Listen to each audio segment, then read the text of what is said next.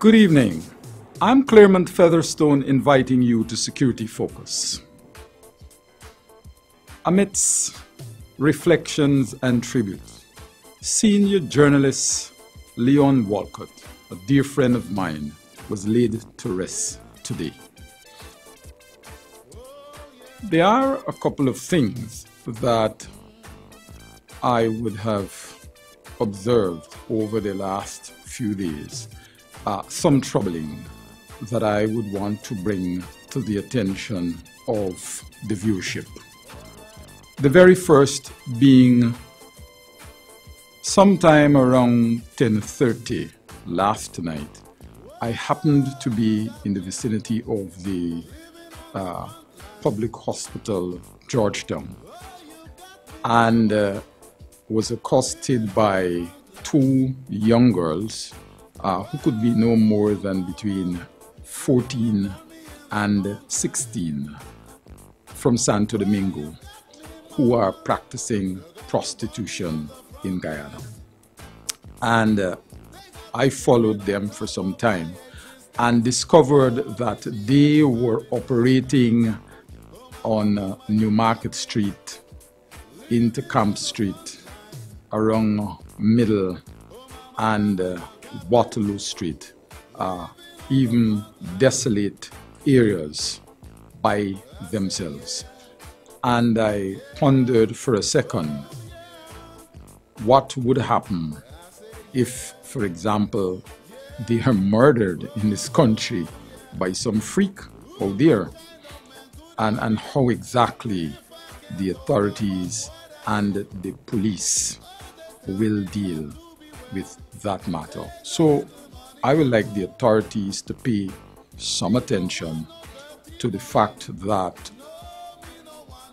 foreign prostitutes are bringing their very young relatives with them, and many of them are attempting to practice or ply their trade independent of adult supervision in seemingly desolate areas.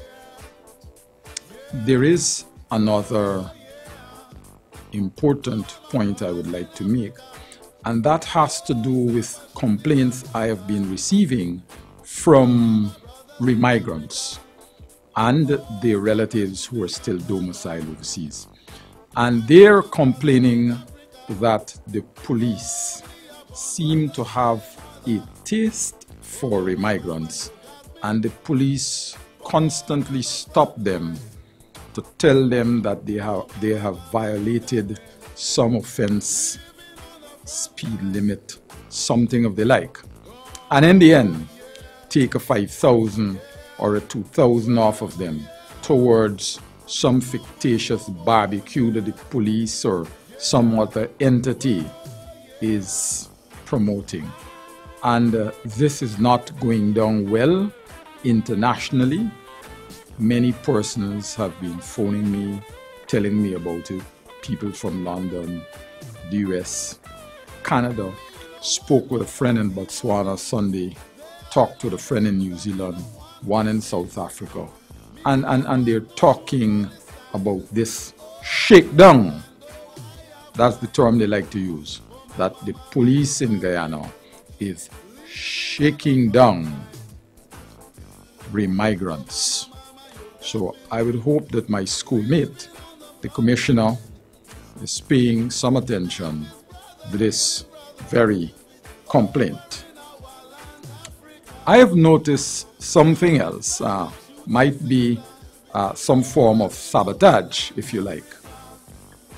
While exercising around Georgetown about 2 years ago, I saw an unusual sight, which I will describe briefly.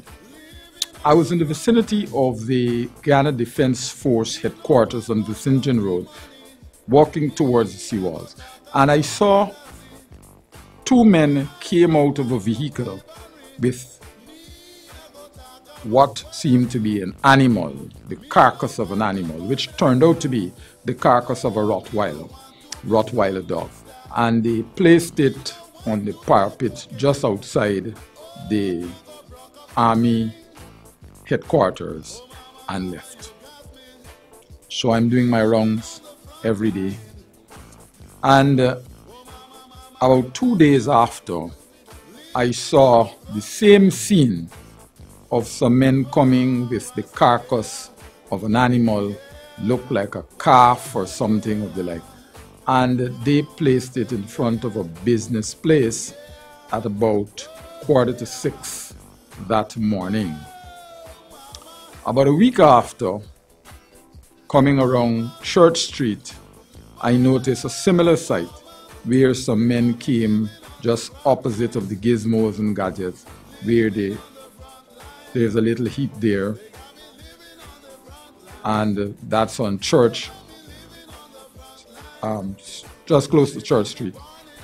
And they placed a dog, a dead dog, just out there, stink up the entire neighborhood for a number of days until the authorities or what have you, somebody might have buried it.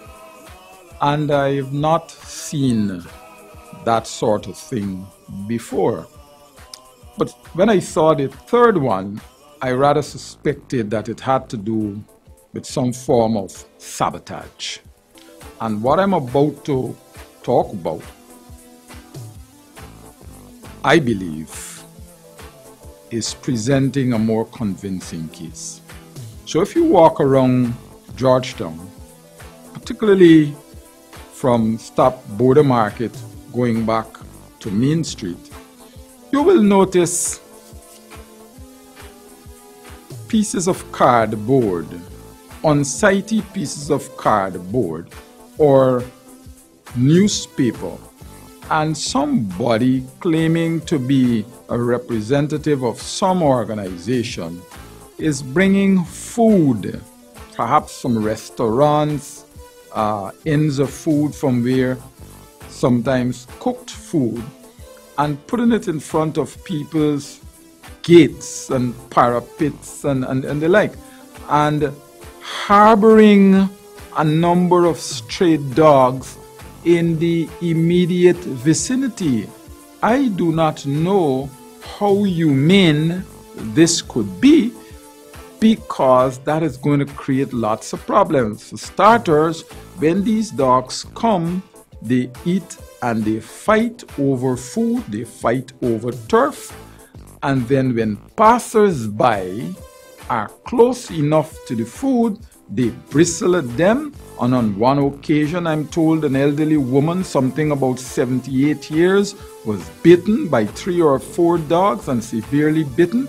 And I want to know, who could be so criminal, not foolish, who could be so criminal to be doing that?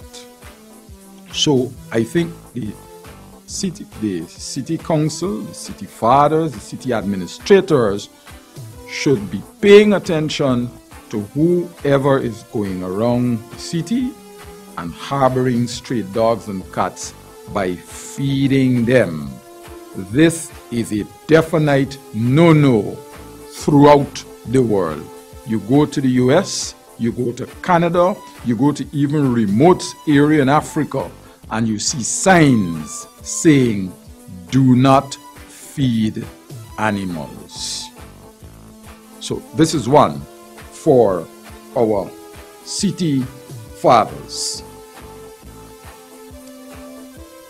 There is a matter that I would have wanted to touch about 4 or 5 weeks ago, which affects primarily my constituency, the security officer, but also many Guyanese, and it has to do with the weight problem that we find affecting us these days. If you look at the average security guard, you will notice 2 things immediately, or perhaps 3 at best. You will notice that the average security guard is a female. You will notice that she is an overweight female, and very often she is a mature female, 40, 43, 45, and the like. But I think many of us have not given due thought to the reason for, let's not use the term obesity, this rapid weight gain. So I would like to touch on that from a security guard's perspective. A friend of mine told me several years ago that whenever he went to visit locations, particularly after 11, 12 at night, he would always find women guards sitting with feet elevated. And sometimes, by the time they would have recognized that he has allowed himself in, even then, they could not obtain a proper posture because it was difficult for them to stand and become active almost immediately. And in some cases, he pointed out that he has actually assisted to massage the legs of some of them because they were being affected by cramp and such things. So, from a security officer standpoint, we are supposed to be paying keen attention to the amount of starch. We always advise our security officers to pay keen attention to the amount of starch, the starch intake. We advise them to pay keen attention to the amount of food that we consume on the streets, because many of the people who cook roadside food are just cooking, they are just boiling. Many of them are not adept with the science of food preparation. So you're dealing with lots of additives, ajinomoto, lots of seasoning with hidden salt. You're dealing with recycled oils. You're dealing with recycled food, recycled starch. So let's talk about recycled starch. When food is cooked and stored, particularly rice, potato, pasta, is cooked, prepared, not used, and stored, and then removed from refrigeration or freezer, and then reheated, what you are playing with there is the molecules of the starch being modified and thus becoming resistant starch. So when you eat that, it is difficult for the body to break it down and utilize it effectively, and as a result, the body stores it. That is partly responsible.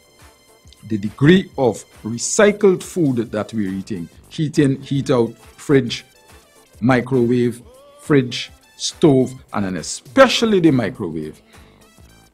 Cooking, freezing, or refrigerating and heating has its disadvantages, but there are more disadvantages when you use a microwave to reheat it, and that's a whole long story. Then we need to watch at the oils that are being prepared, that are being used to prepare this food that we are eating all over the place. Some may say to us, well, you know, canola oil is the best oil. That may be true. But the difficult thing with canola oil is that canola oil is a soy base oil. And while it may have zero cholesterol and all of the like, soy has been subject to the most genetic modification in the world. So then you're using canola oil, it's a soy-based oil, has been subject to a high degree of genetic modification, and then the soy oil is being overused, cooked or used to the extent where the viscosity of the oil, the thickness of the oil is being broken down, and then the oil becomes a carcinogen, a cancer-giving thing. So you then cook the food with it. Cook rice, cook stew, and then now you store that. And then you bring back out that rice and you heat the rice, and then you go and you sell it and you give it to somebody to eat. So that is what we are consuming in the main. And then we have this problem of not having sufficient exercise, so we don't move as much as we should. Many of us use rice and heavy food at any hour, particularly close to our bedtime, and all of these things. And those practices are now having a toll on us, but especially security officers who need proper nutrition so that they can function effectively at nights. So I would like us to revisit the way in which we eat, our whole exercise regime, some of the things we could cut out, salts and hidden salts, sugar or sugars, the various forms of sugars and even hidden sugars, and try our best to get some more exercise. We are finding more and more today young folks, 25, 29, 30, 35, being stricken, affected in the most severe form with diabetes. And of course, its accompanying cousin, high blood pressure. So I would like my constituency, security officers and their supervisors, to incorporate into the training module, if there is one, something that deals from a basic standpoint with nutrition for the security officers. When we come back, I will speak a little more on matters of import to the security industry. Please stay tuned. Security Focus is brought to you by Regium International, Northwest Investment Inc., IntelliGuard Specialist Security Services, and the Institute of Security and Public Safety. Welcome back. Recently, I got a call from one of my former students, and she wanted to have a little chat about something that went on earlier that day in her work environment. And what took place was this. She's working in a mall environment as a security acting supervisor at the time. And a neatly dressed woman walked into the mall looking as if she was under drug influence. The managers and the guards, her bosses and immediate supervisors saw the woman and immediately sensed that something was not right, and therefore they wanted her to keep an eye, or someone to keep an eye on the woman, and if possible to get the woman out of the mall before things got out of control. But she was trained, she's a trained officer. And she said she close marked the woman and went to her and engaged her in a conversation. Management felt that, for want of better words, what they were dealing with was a mad woman and she should be removed from the premises immediately. My young friend went, formed a conversation with the woman, and was told this story.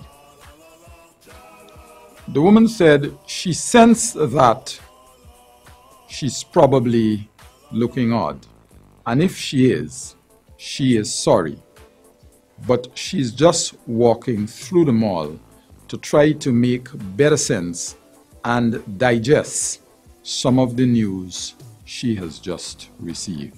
This is the news. She said that she lived with a man, I think her husband, can't recall all the details, but I think her husband, and that they were together for some time, 10, 11, 12 years. And an opportunity presented itself for him to go abroad, oil rig, a ship, something of the like.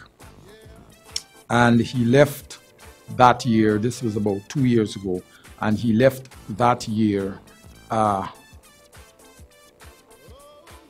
say mid-year, and she's not heard from him since.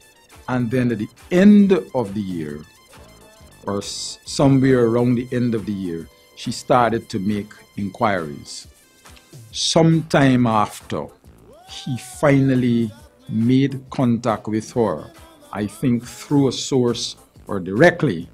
But what it amounted to was that he said to her, well, you know, you can get along with your life. I will not be coming back to the country, and perhaps indicated that he was no longer interested in having a relationship with her beyond that point. So she drove her car and she parked it outside of the mall, and she was just trying to process this bad news, but stumbled upon the staff in the mall who were watching with her. And so every day in the security industry, we encounter these kinds of issues. And very often, security guards ill-treat such persons without knowing who they are, and create severe problems for themselves and the management of the company that they're working for, or the proprietary company that has hired them, being the store or the mall or what have you.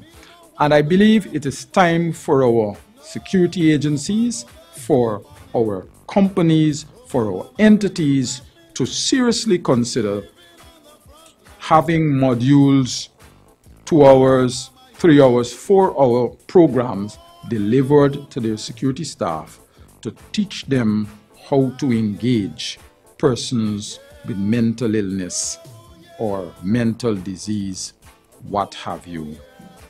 I have seen security officers severely beat persons who at no point in time demonstrated any aggression or anything of the sort. It was just a situation where the security officer was extremely fearful that at any point the situation can go south of the border. So I would really like us to pay keen attention to this new situation where we have quite a few persons going out of their minds, persons who are unable to cope with the problems that life will throw at them from time to time. There is another thing that I want to touch on just before I go. And I noticed that many of my brothers in the military are having problems understanding how the local security industry operates. And I would like to advise them to seek some form of continuing education to make them aware of the nature of business in the private security industry, so that they can function not as former soldiers but as accredited security practitioners. I am noticing from time to time lots of new trends emerging, and those trends are presenting quite some challenges, like always, for my colleagues who would have recently left the military, or who would have left the military for a decade or so, but who perhaps might not have had the opportunity or saw it fit to do some sort of remedial program. So I'm advising companies who employ military officers to try to put together some sort of further education program to bring them up to scratch, so that we can all function on par. As always, it has been a pleasure speaking with you this evening. I am Claremont Featherstone, wishing you an enjoyable rest of the evening. Thanks for watching.